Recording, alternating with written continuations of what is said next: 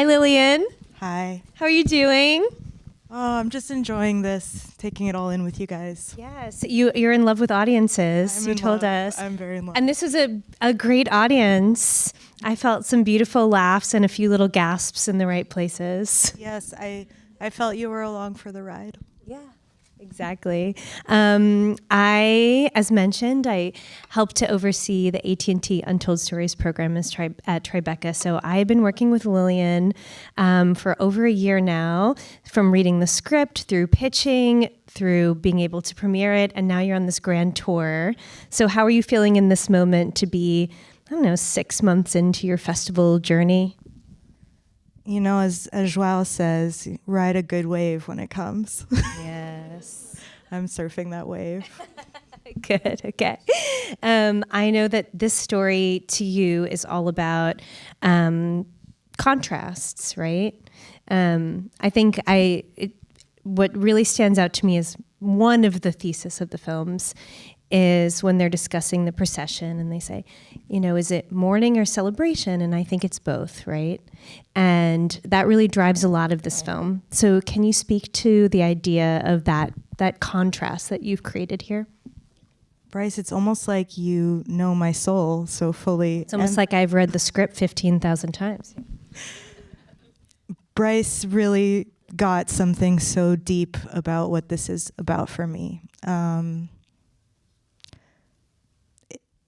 To me, it's about the waves of life, the light and the dark, and something that my own dad said to me when he knew that he had a terminal illness was he said, "I know you're going to have to mourn me, but I want you to celebrate my life and celebrate life like I did." And that's always stayed with me. I think I made this film as a way to explore how to do that. And I realized something actually from sharing it with audiences. I realized that when you're watching it and you go through the waves of laughing and getting quiet together and emotional and sometimes crying, the themes of the film, of the waves of life, are not theoretical anymore. They are embodied. You feel them in your own body. So I realized that I'm a very meta filmmaker. And no, that's what it's all about for me. Even June and Lela, they're like the yin yang for me. And I could talk more about that, but I'm sure we will. Yeah, and this film is so much about the aftermath of grief, moving through it, sitting in it. And these two characters each think they know how they want to grieve, and they find out the opposite is actually going to help them. Can you talk about how you crafted the script to do this yin yang and this sort of cross-sectional journey that they're having? Yeah, when I thought about the duality in life, the light, the dark, and I thought about June and Lela, I was like, it really just describes how they feel about life right now. Like, Lela's in the dark side. She's seeing life through the lens of pain. And, the loss of her husband, the loss of her country is coming back up for her, and she wants to connect through that pain. And June just wants to run towards the light and feeling good again and feeling pleasure and flirting with everyone on the island who are also good looking, and eating ice cream. But just like the yin yang, they have a little piece of each other, and they do switch places in a way. And ultimately, feeling alive means feeling all of it. Somebody asked me once at a Q&A whether when they take their clothes off before they go in the ocean and underneath their clothes, June is wearing black and Lela's wearing white underwear, is that the yin yang? And I said, yes, obviously. Everything is. The whole film is. But yes. And I think the moments of levity and joy and humor, talking about the embodied experience of the movie and also of life. Like, we're alive in our bodies, and we all have a body. And so, you know, just sometimes those are the things we can all connect to and laugh about, like, you know, sexy moments and fart jokes. And the political movement, Women Life Freedom, is an undertone of the entire film, the way that they are interacting with that and how they make their choices. And just struck me waiting to come on that it's the very last thing in the credits, you know, before the legally required copyright.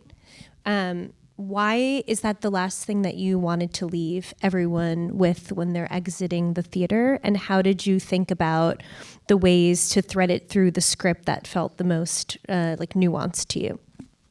There's so much there. First of all, part of why I make a film is because I can't put it into words. So I won't do justice to it, but I will say that even if you just look at the 3 words, woman, life, freedom. First of all, I think it's the most beautiful name for a movement I've ever heard. And it also describes the themes of this film. And I think that they're so fucking brave. And I think that I'm very proud to be connected to and to come from, you know, the roots of this movement. And I think being brave, it's something I think about anybody living with loss too. And I think about June and Lela being brave, being these 2 little figures in the big ocean, you know, and choosing to go in despite everything and to dance for those who can't. And yeah, that's what I'll say about it. And being part of our program is called Untold Stories. Is that what resonates with you in relation to that theme, or what is? I mean, so many things. I think one of the beauties of this amazing award that gave me $1 million to make my film is that it celebrates distinct voices, fresh stories. And, you know, before I made my first feature, I don't know that everyone would fully understand the kind of storyteller that I am, because it's distinct. I have a specific vision and voice. What I love to do is take you on a roller coaster ride of laughter and feelings, and to mix the dark and the light and the humor and the emotion. I mean, you know, and to do it in such in the way you just saw, like, to be celebrated for that, to be given full creative freedom to tell my story the way I tell it. Yeah. It was very special. And you, if anyone doesn't know the AT&T Untold Stories program, it requires a 10-minute pitch on a stage in front of a 300-person audience that's also live streamed. So it's intense. It's like you're putting a lot of yourself out there. When crafting that pitch and now looking at the final film, what do you see, like, the seeds that have remained constant and what has evolved for you in the process? I had a very strong vision from the start. Like, that's how I am as a filmmaker. It's no matter the story is almost just a vehicle to put in the way I see life, which is the waves of light and dark, and to make you laugh and to make you feel. Because I feel like what I was saying about loving audiences and loving people, it's like I think we are so funny because it's so hard to be alive sometimes, and we try so hard, and that can be hilarious and beautiful and painful. And I just love us and all the ways that we are the same and all the ways we are connected in our humanness. And so that's ultimately all the kind of stories I tell. It's, you're gonna laugh, you're gonna feel, and you'll feel seen in being human. Yeah, I think the response here today is the same as it was on the pitch day, the same laughs, and people had tears in their eyes. It's stayed resonant. And $1 million is a wonderful gift. And to be able to choose how you do the production, you did something incredibly clever, which is pick the most beautiful place on earth to film in and require one of the most beautiful casts that's ever existed. So... but not without its challenges, right? Can you talk a little bit about shooting in the Azores, the benefits that you had from shooting there, but also some of the challenges? Sure. Maybe just for me to get a sense, if you would raise your hands, how many of you are filmmakers? Yeah. So I can barely see you guys. The bulk. Oh, okay. So you get it. Yeah. So you're like... So it's not easy. Right. We shot on this island, rain or shine, and mostly rain, and it sharpened me. It sharpened me as a director to know my story inside and out and know what I need to get if we only have 5 minutes to shoot. But it brought gifts too. Like one day we were driving up to shoot the blue and green lakes. And as we're driving up the mountain, the view around me is disappearing into the fog. And it was better for it. I rewrote the scene on the way up. Yeah. A lot of rewrites required. Mm-hmm. I think the only day it didn't rain was the day you needed a rainstorm. Correct. Yeah. Yes.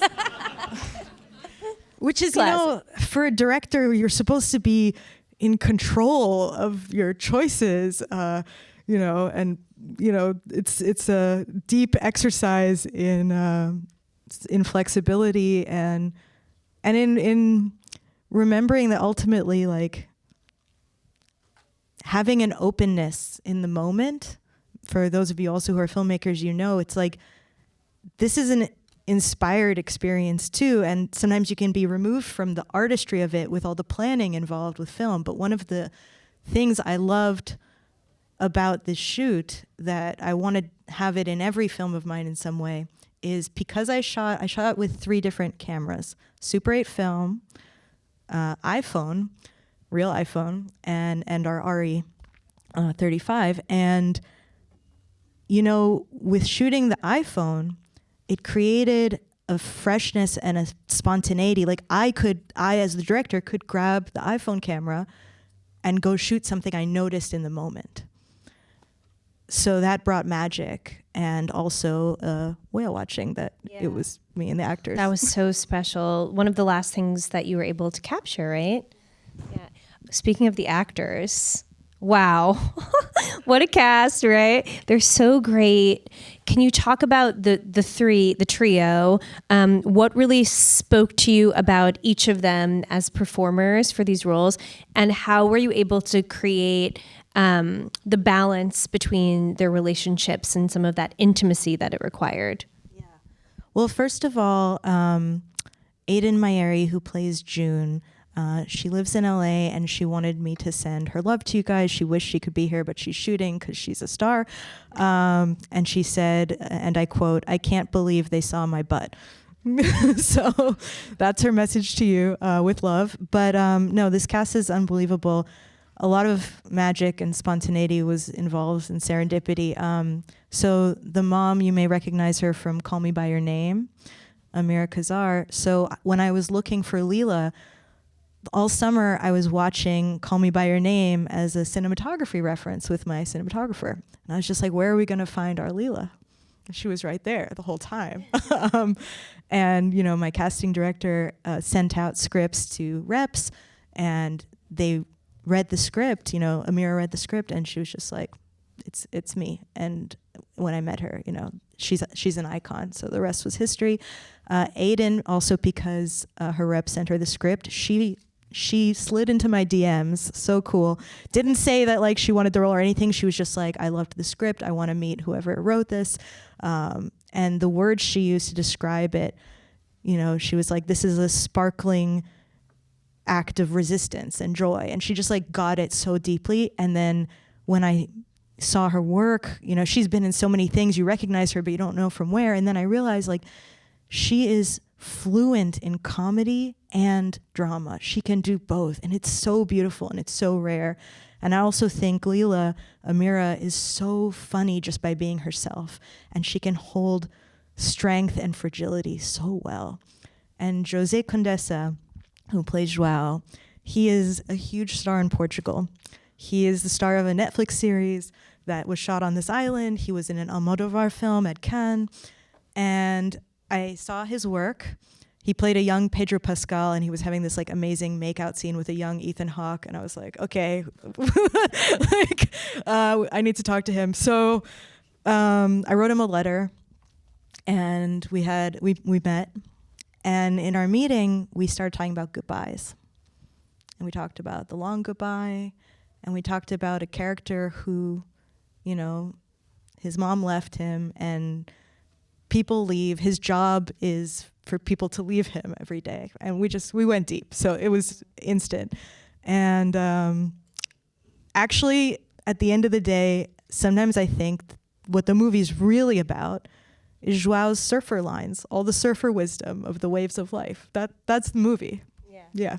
And they just had such natural chemistry, all of them. Yeah, it was pretty electric in person, seeing them together. It just like brought the film to life. And the dynamics, you know, there's so much humor with the three of them, and even how they stand or who sits in front of the car.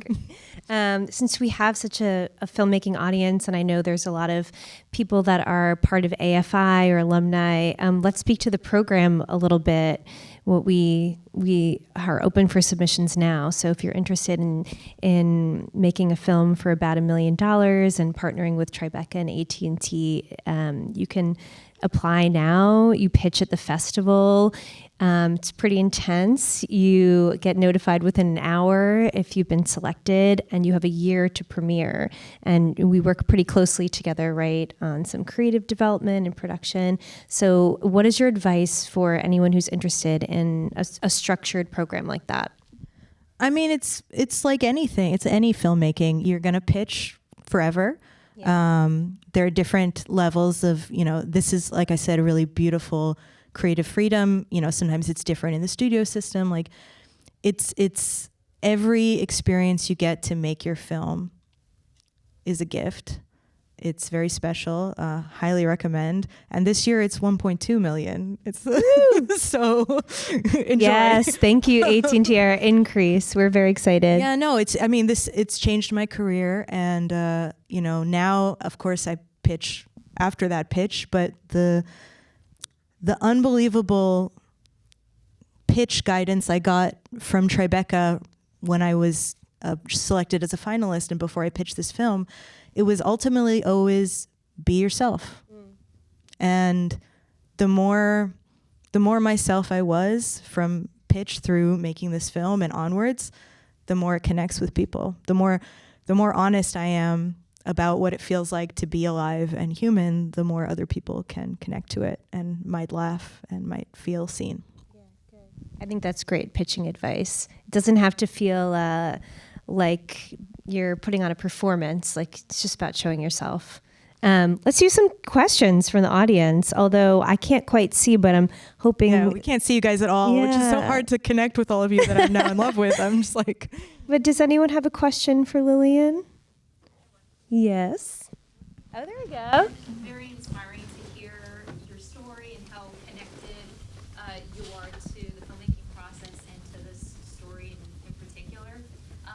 Do you think how close you are to the story and how, you know, personal it is, do you think that really helped your directing style? Do you think there were some challenges in trying to be a little less connected to the whole thing and have a backward view and just see everything holistically? It's a great question. You know, just because there are some similarities to life, like real grief, you know, real love, a real trip to this island, it is fiction. It totally took on a life of its own. So just like every film I make, I'm all of it. Always. I'm in every character, whether they seem somewhat connected to me or not. But, you know, also just because as an artist, like, you experience life as yourself and you're trying to through a specific lens, connect universally. I think in terms of like how I direct, I mean, directing a feature made me the best director I've been so far. Until now, I've been making shorts. And being the one who knows the full vision, because I'm working with wonderful, unbelievable talent and wonderful creative collaborators, but I'm the only one who knows fully my vision. So trusting myself more and more, because, this film was also supported by SF Film, and one of my peers there said something, he had just made his first feature, and he said, just because it's your first feature doesn't mean you don't know what you're doing. And that's something that stayed with me. Yeah.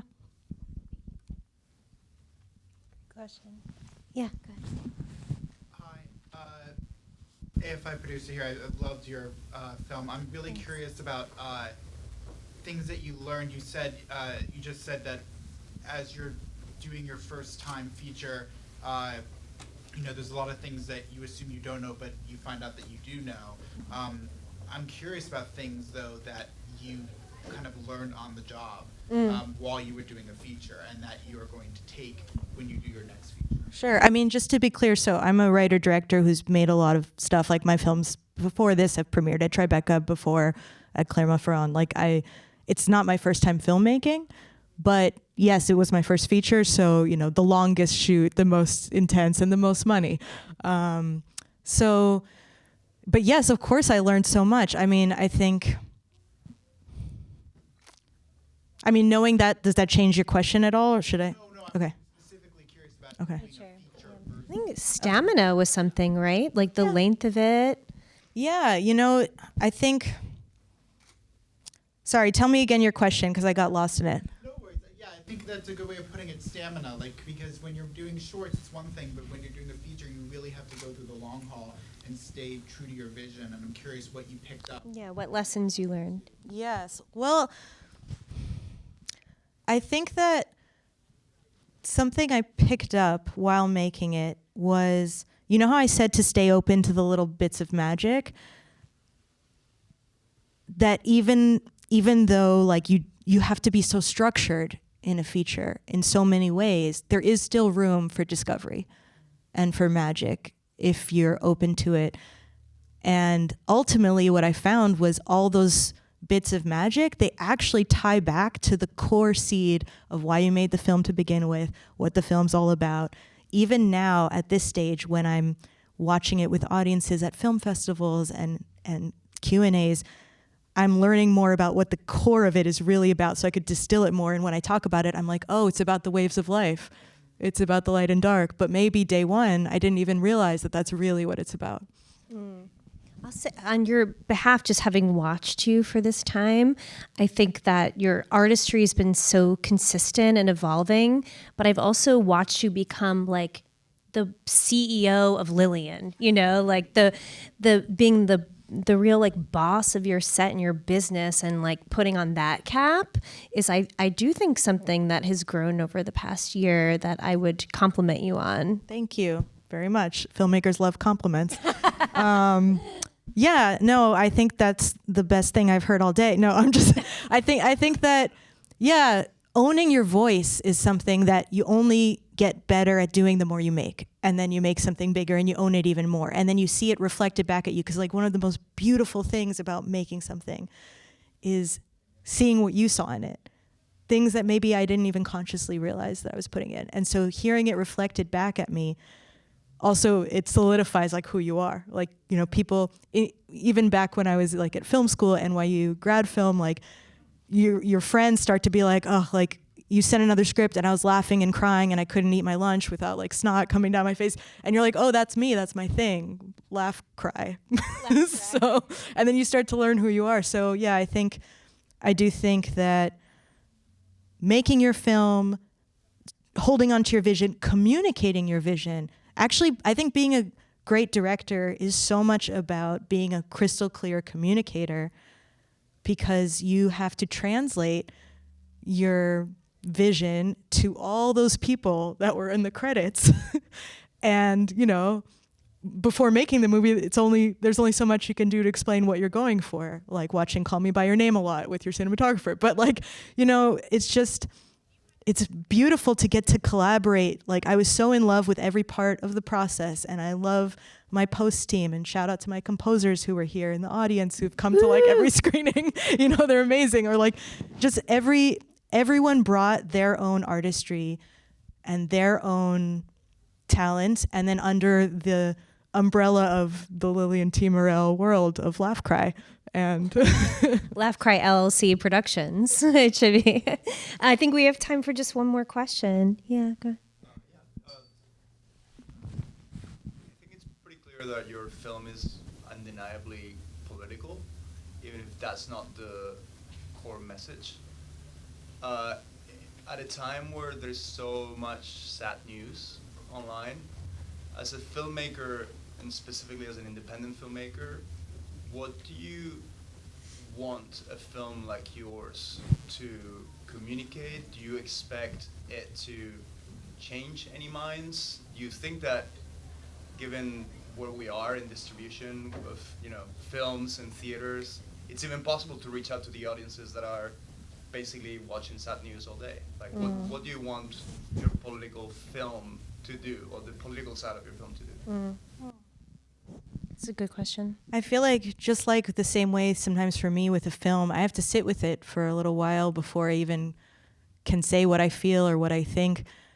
And I feel sometimes like a Q&A is too soon. Like, we all have to sit and think. And with your question, it's going to be hard to answer right away. There's a lot there, a lot of layers. I would love to talk to you more about it later. And I was going to say, for any of you and those of you who don't have time to ask questions, or if they come to you later, like, if you want to send questions to HONEYJOON Film on Instagram, I get the questions and I can answer them. But that's a beautiful question. I think that maybe the most like essentialized way I can answer it is, I think ultimately it's all about people. It's all about being human. It's about seeing each other as human. And, that's why when I talked about even the Woman Life Freedom movement, it's something I always say, this is a film for anybody who wants to feel free in their body, who lives with loss, and who has tried and failed to flirt. What can I say? And for audiences, in just a few days, you will be at Tribeca Lisboa premiering in Portugal with much of your Portuguese cast and crew, which is so exciting. What do you hope that day will be like? I mean, again, like once I make the movie, it's for you. It's for you to take whatever you take from it, to see all the beautiful layers you see into it, to laugh, to just enjoy yourself or have a good cry. I don't know, but I can't wait to share it with more audiences. Like I said, I'm obsessed with you guys. We've only just started our fall film festival circuit, and every film festival we've been at, we've won an audience award. So, yeah. So it's just making me Flirting with all the audiences, Lilian. Just making me more obsessed with you guys. No, I'm really excited to share it with so many of the people who worked on it, because they all put so much love into it, and to share it around the world. Like, let's go. Thank you all so much for being here tonight.